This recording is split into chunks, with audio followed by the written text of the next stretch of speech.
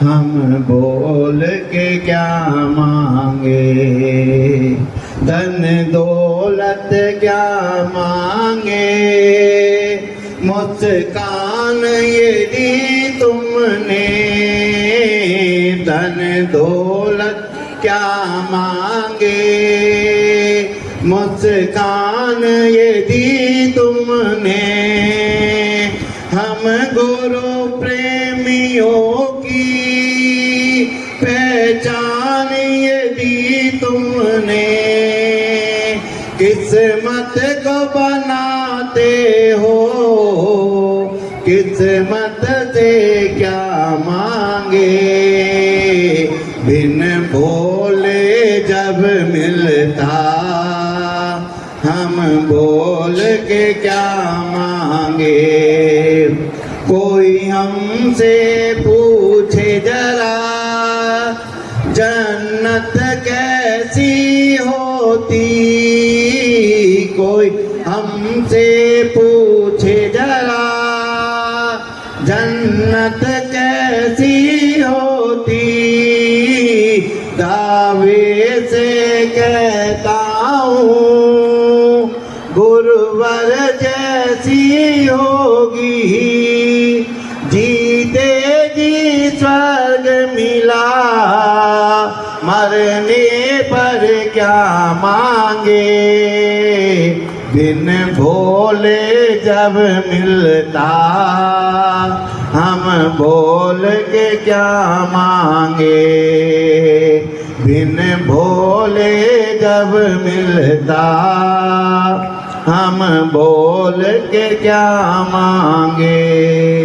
हमसे नालायक को लायक समझा तुमने, हमसे नालायक को लायक समझा तुमने, अपनों ने ठुकराया, अपना समझा तुमने, तुमको ही मांग लिया, तुमसे अब क्या मांगे, बिन बोले जब मिलता, हम बोल के क्या मांगे, मेरी दुनिया तुम ही हो, दुनिया से क्या मांगे, बिन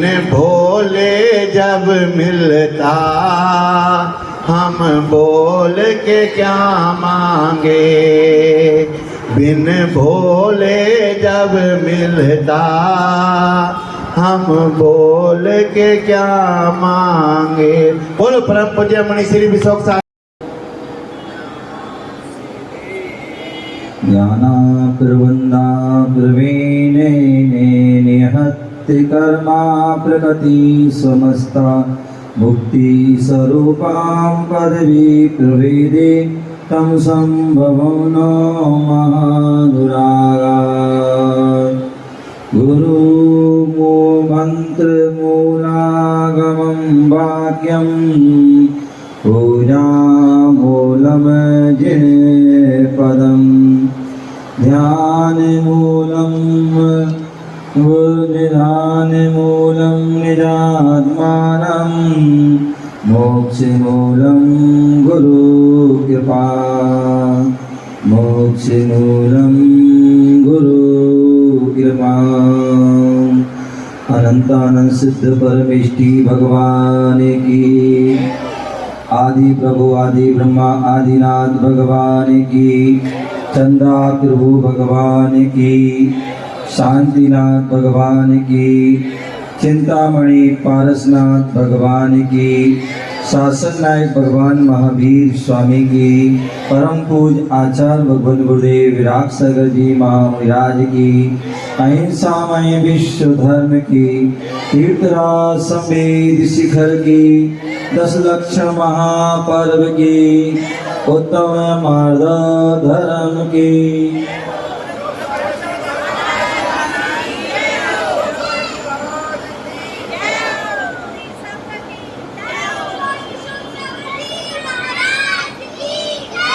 माधव धर्म प्रकट कर लो, अपना आत्म घट भर लो।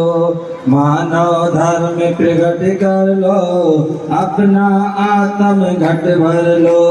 मान कसाय मिटा करके अपना मन निर्मल कर लो। मान कसाय मिटा करके अपना मन निर्मल कर लो। माधव धर्म ही ओ माधव धर्म ही मुक्ति दिलकराए रे। जीवन है पानी की बूंद कब मिट जाए रे। हानि अनहानि हानि अनहानि कब क्या घट जाए रे। जीवन है पानी की बूंद कब घट जाए रे। जीवन है पानी की बूंद कब मिट जाए रे। प्यारे बंधु, कितनी सुंदर पंक्तियां हैं। माधव धर्म प्रकट कर ले।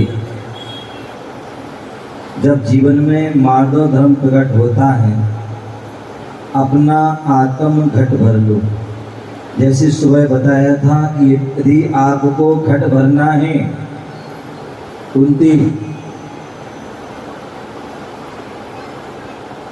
अपना यदि हमें घट भरना है तो क्या करना होगा? झुकना होगा। झुकोगे तभी भर पाएगा। लेकिन झुकना किस लिए? किस लिए झुकना? कोई जो है छल कपट करने के लिए नहीं, अन्य दूसरा कोई काम करने के लिए नहीं, कोई पाप कर आदि करने के लिए नहीं। झुकना है तो जो सम्यक झुकना है, विनय करना है, तभी जो है हमारा जो है बाल्टी झुकती है, गगरी घट झुकता है तो भर जाता है। उसी प्रकार जब आत्मा के अंदर जो है विनय प्रकट होती है, नम्रता जो है प्रकट होती है, तो क्या होता है? मोक्ष का द्वार प्रारंभ हो जाता है। माधव धर्म प्रकट होता है। आपको पता होगा कि जो है चार जो है विनय होती हैं। विनय बोले जो तप बात, वो दो प्रकार के तप होते हैं, अंतरंग और बहिरंग तप। और जो बहिरंग तप जो है बाह्य निमित्त और बाह्य दिखने में आता है, वो बहिरंग तप है। और जो अंतरंग जो है आत्मा से जुड़ा होता है, वो हमारा जो होता है अंतरंग तप होता है। और अंतरंग जो तप है उसमें विनय लिया गया है। बोले ऊपर से हाथ जोड़ लेना, ऊपर से झुक जाना, कोई झुकना नहीं है। जब तक हमारे अंदर से भाव नहीं होते हैं, जब तक विनय के भाव नहीं होते, झुकने के भाव नहीं होते हैं, तब तक जो है हमारे अंदर वह विनय जो है मोक्ष मार्ग में प्रयोजन नहीं। सुबह कहा बताया था ना, विनय मोक्ष द्वारम। विनय मोक्ष का द्वार कौन सी विनय है? बोले दिखावटी विनय नहीं, बनावटी विनय नहीं, अपितु जो अंदर की विनय होती है, वह विनय हमारे लिए मोक्ष मार्ग में प्रयोजन। इसलिए उसको अंतरंग तप कहा है। बोले उपवास करो या न करो, उपवास करने से जो तुम्हारे कर्म की निद्रा हो या ना हो, यदि आपके अंदर जो है विनय के भाव आ गए, तो वह विनय जो है मोक्ष मार्ग कर्म क्षय के लिए वह कारण बन जाएगी। और ऐसी जो है आचार्य ने उन विनय के जो हैं चार भेद बता दिए। कहीं पर 5 बताए, कहीं पर जो है 4 भी बताए हैं। ज्ञान विनय, दर्शन विनय, चारित्र विनय और उपचार विनय। और भगवती आराधना आदि ग्रंथों में वहाँ पर 5 विनय बोल दी। ज्ञान विनय, दर्शन विनय, चारित्र विनय, तप विनय और उपचार विनय। ये 5 भेद जो है उसकी बता दिए। बोले दर्शन की विनय, जो शुद्ध दर्शन है, चाहे वो उपसम सम्यक दर्शन हो, चाहे वह छायक हो, चाहे क्षयोपम हो, ऐसी उस दर्शन की विनय करना। और जो दर्शन के धारी हैं उनकी भी विनय करना। यदि हमने दर्शन की विनय कर ली और दर्शन के धारी की विनय नहीं की तो भी वह अधूरी है। तो इसलिए और दर्शन के धारी की विनय कर ली और दर्शन की नहीं की तो भी अधूरी है। उसी प्रकार ज्ञान की भी विनय करना है। जो 5 प्रकार के ज्ञान हैं, मति ज्ञान, शुद्ध ज्ञान, अवधि, मनय और केवल ज्ञान, ये 5 जो है ज्ञान है, 5 ज्ञान की विनय करना है। और जो 5 ज्ञान के धारी हैं उनकी भी विनय करना है। चारित्र जो है, जो 5 प्रकार का जो चारित्र हैं, सामयिक, छेद उपस्थापना, परिहार विशुद्धि, सूक्ष्म सांप्राय, यथा ज्ञात, अथवा 13 प्रकार का जो चारित्र है, 5 महावेद, 5 समिति, 3 मुक्ति, तो ऐसे उस चारित्र की भी विनय करना है। और जो चारित्र के धारी हमारे दिगंबर मुनिराज आदि हैं, ऐसे उन मुनिराज, आचार्य, उपाध्याय, साधु और एक देश चारित्र के रूप में जो है एलक, क्षुल्लक, आरिका, वृद्धि, ब्रह्मचारी, उनको भी विनय करना। ये भी क्या है? ये भी चारित्र विनय है। तप विनय, जो 12 प्रकार की जो तप है उनकी भी विनय करना है। और जिन्होंने तप को दान किया है, तपस्वी से कहा जाता है। किन्हें कहा जाता है? तपस्वी। यहाँ जिन्होंने तप को दान किया, जो तप को करते हैं वह तपस्वी कहलाते हैं। ऐसे उन तप की भी विनय करना है और तपस्वी की भी विनय करना है। और अंत में उपचार विनय। और उपचार विनय क्या है? बोले मुनि की विनय करते हैं, आचार्य की विनय करते हैं, उपाध्याय की विनय करते हैं, साधु की विनय करते हैं। और साधु जो है साधु के, उपाध्याय के और आचार्यों की विनय करते हैं। एलक की करता है, क्षुल्लक की करते हैं, आरिका करती है, ब्रह्मचारी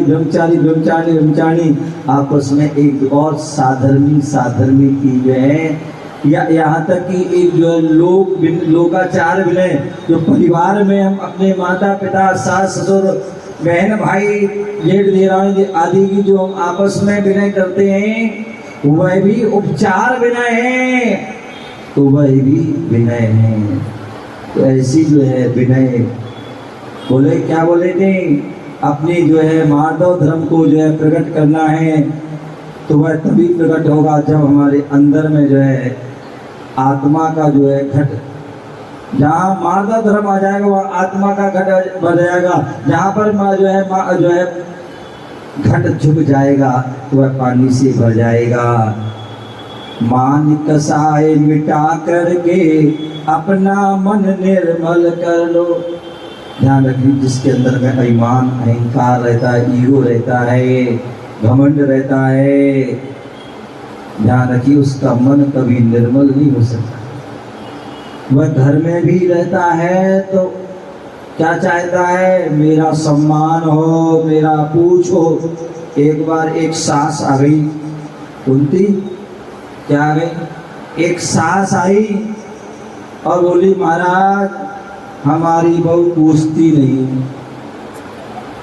क्या नहीं करती है? बोले हमारी बहू पूछती नहीं है। उसकी बहू आई मेरे पास, आई, मैंने कहा पूछ लिया करे, तुम्हारी सास की पूछ है क्या? मैंने कि तुम सास को पूछती है, सास की पूछ है, पूछ लिया करे। एक की नहीं है, अनेक घर की कहानी है। आज घर में जो महाभारत हो जाती है, आए दिन जो है समस्या करे। अभी मैं बैठा हुआ था कमरे में, एक समस्या बहन की आई थी समस्या। 6 महीने शादी को नहीं हुए, 6 महीने नहीं हुई शादी के लिए, और आपस में नहीं बन रहा है, तू मैं हो रहा है, और वो अलग क्या है। ध्यान रखिए, ये जो समस्या जितनी भी खड़ी है, चाहे वो पति पत्नी की हो, चाहे वो सास बहू की हो, चाहे सब जो है जो पिता पुत्र की हो, चाहे भाई भाई की हो, चाहे देवरानी जेठानी की हो, चाहे और जो है किसी की भी हो, जब भी कोई समस्या होती है तो वहाँ पर ईगो जो है हमारा टकराता है। और आजकल तो ज़्यादा ही टकरा रहा है। क्यों? क्योंकि आजकल जो है बच्चे जो है पढ़ लिख कर के जो है क्या हो जाते हैं, होशियार हो जाते हैं, अपने आप को जो है नवाब जानने लगते हैं, अपने आप को बहुत बड़ा मानने लगते हैं, और इसलिए वह झुकने को तैयार नहीं होते। पति तो पति होता है, बोले मैं पति हूँ, और इसलिए हमेशा तना रहता है? वो पत्नी, वो भी बोले मैं भी तो पत्नी हूँ, तो वो भी, यहाँ पति तनता है तो वहाँ पत्नी भी तन जाती है, यहाँ सास तनती है तो वहाँ बहू भी तन जाती है। ध्यान रखिए, और वहीं पर महाभारत प्रारंभ हो जाती है। ध्यान रखिए, जिसके जीवन में मार्दव धर्म आ गया, विनय आ गया, जहाँ नम्रता आ गई, वो गुरुदेव हमेशा कहते हैं, ध्यान रखिए काम में बाहर जाइए, यहाँ सभा है, धर्म सभा, कोई जो है राजनीति सभा नहीं, चुपचाप उठिए और यहाँ जाइए, भगवान विराजमान है, ये काम ना कीजिए। आप बच्चे नहीं, बच्चों की तो फिर भी, वैसे बच्चों का भी नहीं होना चाहिए, लेकिन फिर भी बच्चों की चल जाए, लेकिन आपकी नहीं चलेगी। यहाँ देव शास्त्रियों के सामने कोई ऐसा काम ना करें जो ठीक ना हो, यही अभिनय का कारण है। विनय की हम बात कर रहे हैं, पंच परमेष्टि हैं तो विनय रखिए। तो मैं क्या बोल रहा था कि घर घर में जो है समस्या खड़ी हो जाती है, उसका कारण है वह विनय का नहीं होना। पूज्य गुरुदेव हमेशा, आचार्य गुरुदेव विराट सागर जी महाराज हमेशा कहते हैं, बोले जीवन में चाहे आप घर में हो, चाहे संग में हो, कहीं पर भी हो, यदि आपको यदि व्यवस्थित और आपके संग में आप चाहते हैं कि घर में आपकी सुख शांति रहे, आप चाहते हैं कि संग में जो है आपस में प्रेम भाव बने, तो ध्यान रखना, एक सूत्र सीख लेना, बोले झुको और झुकाओ। बोले यदि तुम झुकोगे तो दूसरा भी झुक जाएगा, और यदि तुम नहीं झुकोगे तो क्या होगा, दूसरा भी झुकने वाला नहीं है। तो जैसी करनी वैसी बननी। यदि सास चाहती है कि बहू हमारे सामने झुक जाए, तो पहले सास को भी झुकना होगा। सास यदि झुकेगी तो बहू अपने आप झुक जाएगी, और यदि सास ना झुके तो बहू भी झुकने वाली नहीं है। क्योंकि मैं हमेशा कहता हूँ, जितने भी लोग होते हैं, चाहे बच्चे हों चाहे बड़े हों, वह सिखाने से नहीं सीखते हैं, सिखाने से नहीं सीखते, वह देखने से सीखते हैं। यदि तुम अपनी सास ससुर, अपने से बड़े बुजुर्गों के सामने, अपने से जो है सम्मानीय व्यक्तियों के सामने झुक रहे हो, तो ध्यान रखना, बहू भी जो है तुम्हारे लिए, अन्य सभी के लिए झुकेगी। यदि बच्चे के सामने तुम जो है अन्य बड़ों के साथ, बड़ों के लिए झुक रहे हो, बड़ों का सम्मान कर रहे हो, आदर कर रहे हो, तो वह जो है बच्चा भी झुकेगा, अन्यथा वो झुकने वाला नहीं है। तो झुको और झुकाओ। यदि तुम झुकोगे तो दुनिया झुक सकती है, झुकाने वाला चाहिए। दुनिया झुक सकती है, झुकाने वाला चाहिए। यदि तुम झुकोगे तो दुनिया झुक जाएगी, और तुम अकड़ोगे तो दुनिया भी अकड़ेगी। तो इसलिए झुकी और झुकाइए। दूसरा गुरुदेव सूत्र देते हैं, निभो और निभाओ। क्या? निभो और निभाओ। यदि तुम सास ससुर के सामने निभोगे, उनकी हर तरह से जो है उनकी आज्ञा का पालन करोगे, तो ध्यान रखना वह बहू भी तुम्हारे अंडर में निभेगी, तुम्हारी जो है हर बातों को स्वीकार करेगी। और यदि तुम सास तुम्हारी कुछ कह रही है और तुम कुछ सुन रहे हो, कुछ कर रहे हो, वह बोले यहाँ बैठो, तुम वहाँ बैठो, तुम बोले यहाँ आओ, वहाँ जा रही है, तो ध्यान रखना वही बहू तुम्हारी देख रही है और वही तुम्हारे साथ भी होगा। तो इसलिए मान कसाय मिटा करके अपना मन निर्मल कर लो।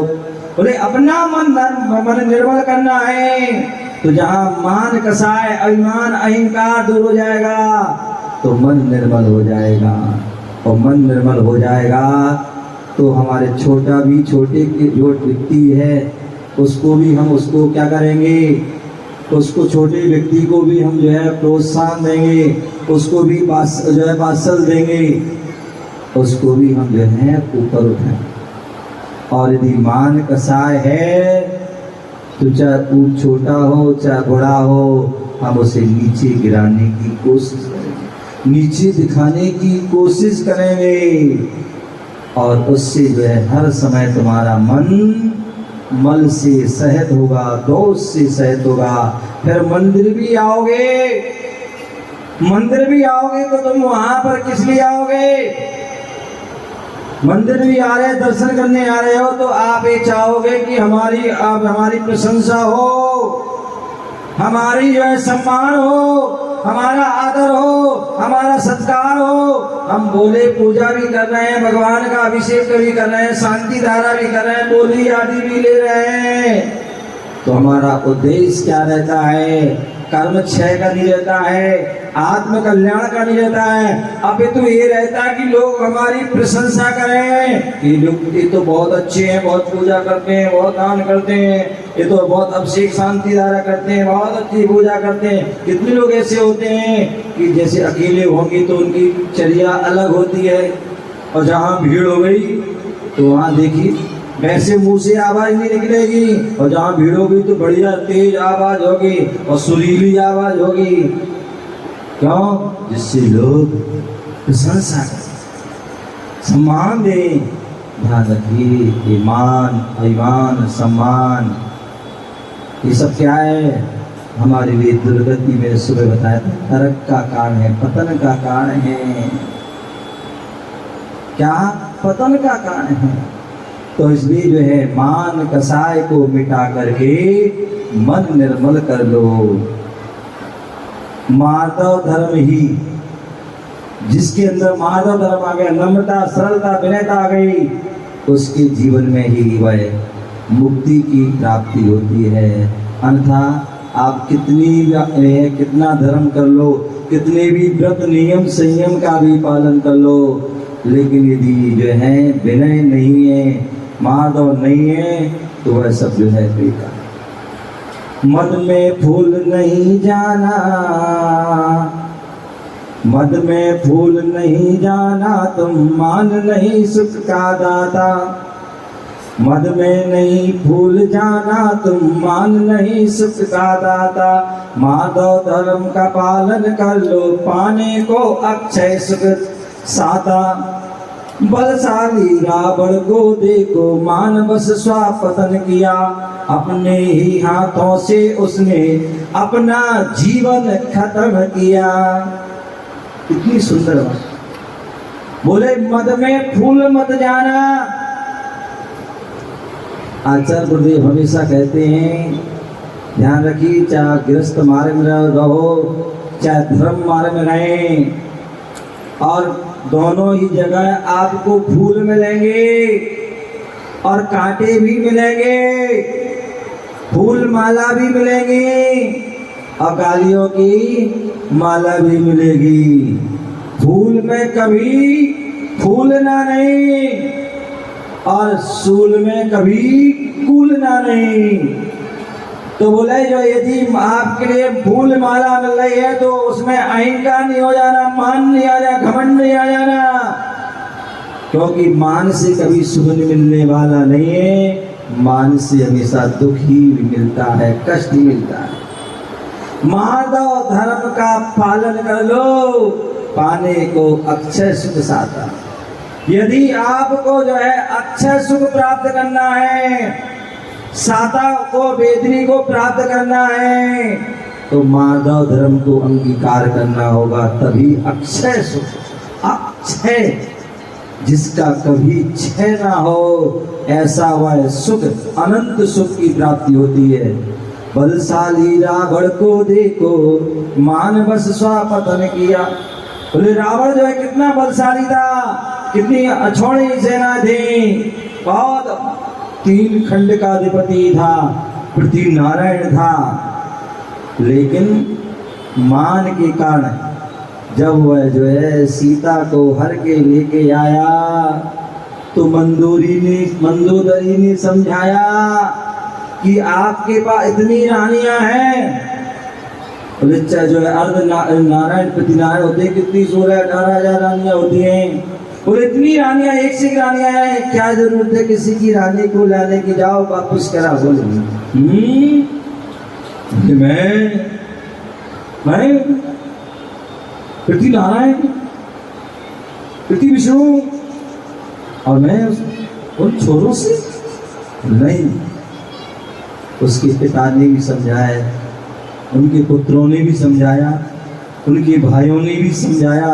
विभीषण ने तो यहाँ तक कि राज दरबार में द्रोह कर दिया, यदि नहीं मानोगे तो मैं तो जा रहा हूँ।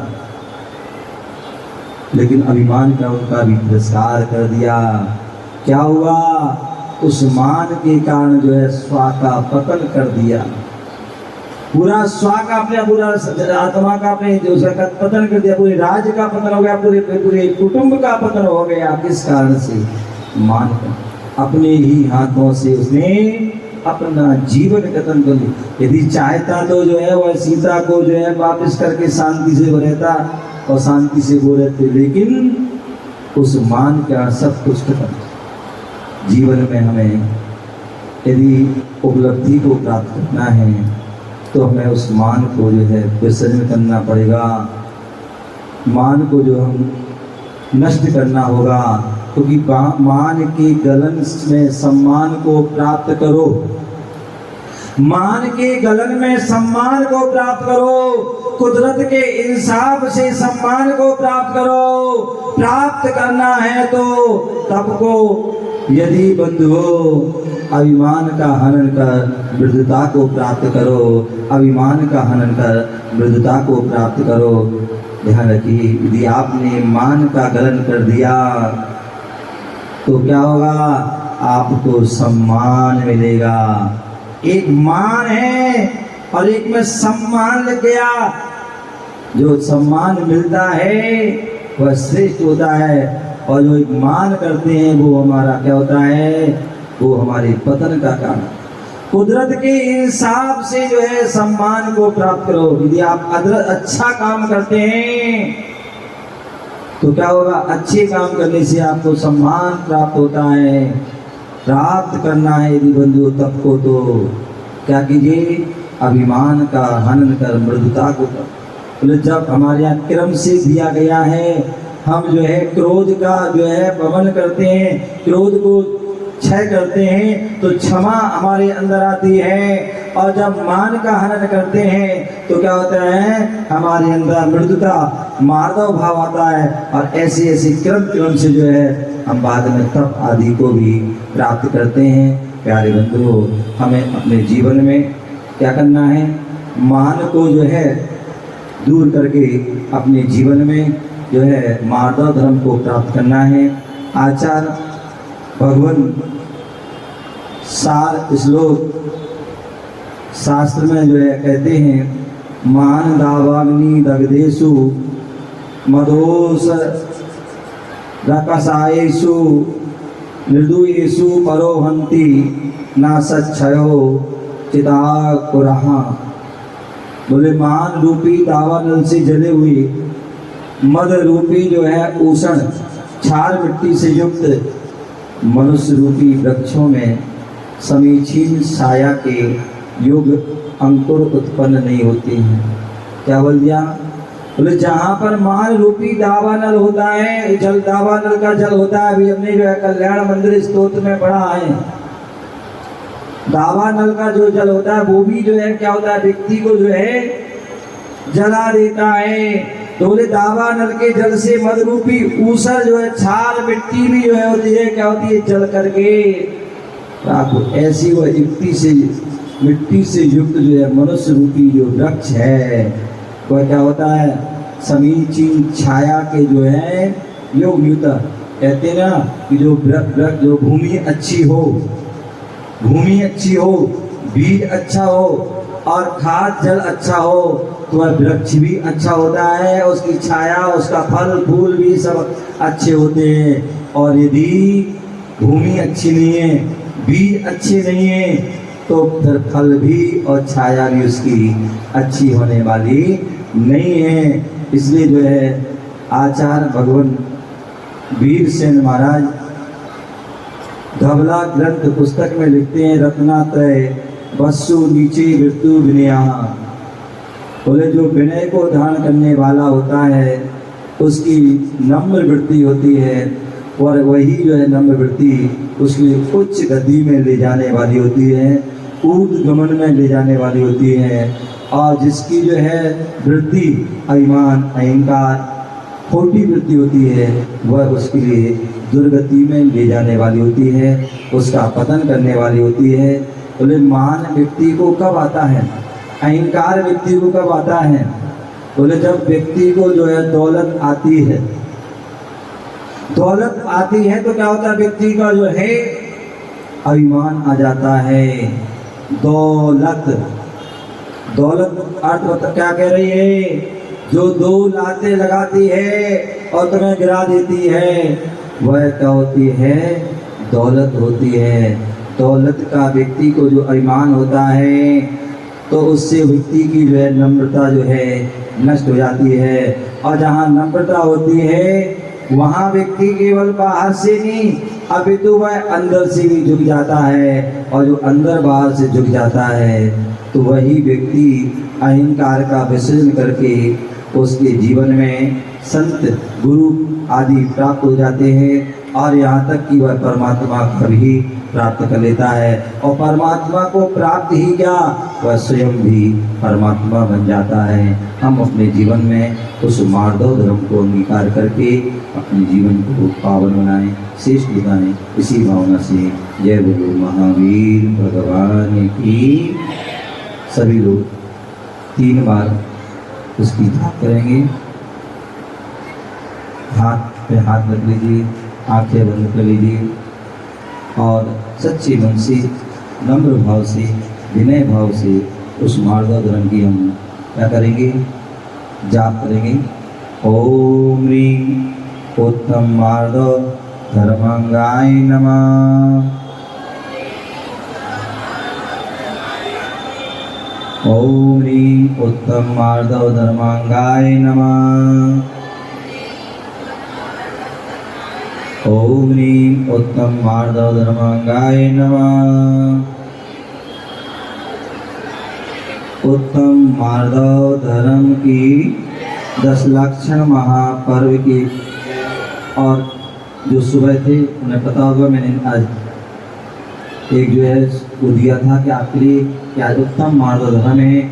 आज के दिन जो है हम मान अभिमान अहंकार आदि या सम्मान आदि की कोई हम इच्छा आकांक्षा नहीं करेंगे। उन्होंने आज किया होगा, जो सुबह नहीं थे तो आज अभी से लेकर कल तक इसी समय तक वह जो है इस सूत्र को ध्यान रखेंगे। उस मार्दव धर्म को पाने के लिए हम छोटा सा एक नन्हा सा हम प्रयास करेंगे। एक दिन कितना भी कुछ हो जाए, लेकिन हम किसी प्रकार कितनी भी उपलब्धि प्राप्त हो जाए, लेकिन मान अभिमान अहंकार आदि नहीं करेंगे। एक दिन यदि आपने प्रयास कर लिया तो एक दिन का प्रयास वह आपके जीवन भर के लिए आपको सहायक होगा। ओम नमः सिद्धेभ्यः। बोली द्वादशांग निर्वाणी माता की जय। बोले परम पूज्य स्वामी विश्व सागर जी महाराज जी की जय। हाँ, 9 करूं बाजे चम चम चम चमा चम बाजे घुंघरू बाजे घुंघरू हाथों में दीपक लेके आरती करो पहली आरती श्री जी ने राजा पवित्र पार उतारे जी आजा इसीलिए बाबा तेरी आरती करो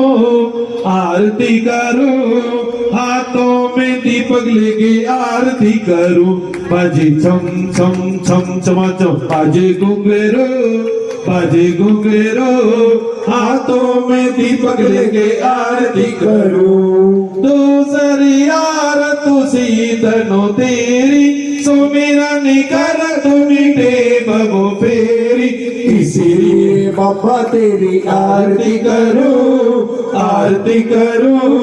हाथों में दीपक लेके आरती करो बाजे छम छम छम छम छम बाजे घुंघरू हाथों में दीपक लेके आरती करो तीसरी आरती सूर्य मोनीदा जन्म मरण दुख दूर करीदा इसीलिए बाबा तेरी आरती करो हाथों में दीपक लेके आरती करो बाजे छम छम छम छम छम बाजे घुंघरू हाथों में दीपक लेके आरती करो चौथी आरती सिर बिजाया दर्शन देखकर पाप पलाया इसीलिए बाबा तेरी आरती करो हाथों में दीपक लेके आरती करो बाजे चम चम चम चम चम बाजे घुंघरू हाथों में दीपक लेके आरती करो पांचवी आरती साधु तिहारी गोमती विनाशन शिव अधिकारी इसीलिए बाबा तेरी आरती करो हाथों में दीपक लेके आरती करो बाजे छम छम छम छम छम बाजे घुंघरू हाथों में दीपक लेके आरती करो संगा करगी आरती कीजे अपना जन्म सफल कर लीजे इसलिए बाबा तेरी आरती करो हाथों में दीपक लेके आरती करो बाजे छम छम छम छम छम बाजे घुंघरू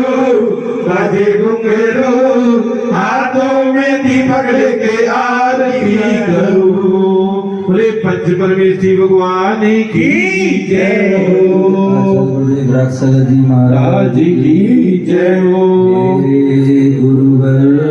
हे गुरुवर राग सिंधु आचार पुकारे सभी तुमको निहारे सभी आरती उतारे हर बार गुरुवर नगर पथरिया धन्य हुआ है जन्म से गुरुवर तेरे माँ श्यामा और कपूर चंद ने जोड़े पून घनेरे सारे जग में हुई है जय जयकार पुकारे सभी तुमको निहारे सभी आरती उतारे हर बार गुरुवरे भाई दो बहनों के भ्राता सब कहे गाऊ भैया शहर में शिक्षा पाई सब कहे जगत की भैया सबको मिलता था तुमसे दुलार पुकारे सभी तुमको निहारे सभी आरती उतारे हर बार गुरुवर सरस्वती सिंधु से चुल्लक दीक्षा ग्राम मुरारी में पाई मुनि दीक्षा श्री विमल गुरु से औरंगाबाद में पाई जौनगिरी में मिला समाचार पुकारे सभी तुमको निहारे सभी आरती उतारे हर बार गुरु छोड़ी माया जग का नश्वर सुख ना पाया छोड़ा सब परिवार आज तारी आरती उतारू विश्व सागर के गुरुदेव आज तारी आरती उतारू मोक्ष मधु तुम्हें तो अति प्यार